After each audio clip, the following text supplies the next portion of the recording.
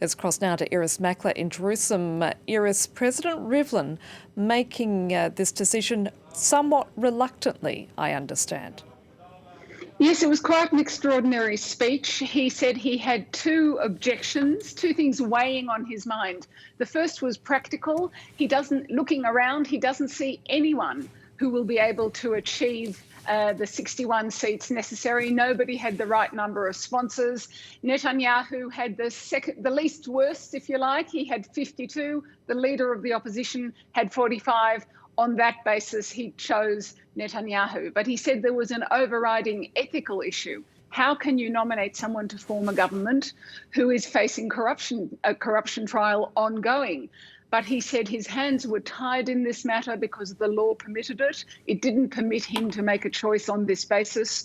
And so reluctantly, he was nominating Benjamin Netanyahu from his own party, from his own side of politics. So what happens next?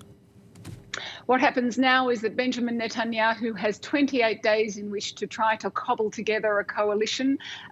Going into this stretch, no one thinks that he can. He also has his ongoing corruption trial 3 days a week while he's holding those talks.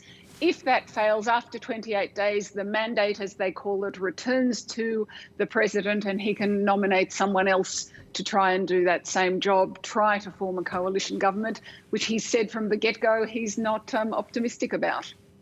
Iris, now the US will be joining talks in the Austrian capital of Vienna, aimed, of course, at salvaging that international agreement on Iran's nuclear program. What's the reaction in Israel?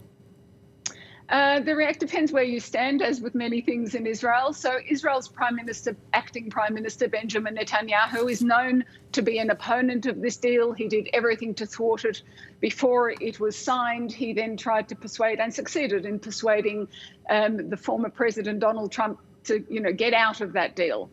I have heard I'm now reading many editorials as well as interviewing people who say, be that as it may, however strong your opinions are, do not try and thwart this at the moment. Israel is right to be suspicious of Iran, they say, but Israel should not try and thwart this deal because pulling out of the deal didn't do any better for Israel or for the other countries in the region in the Gulf who are worried about it. So that's the position in Israel, quite nuanced, depending where you stand.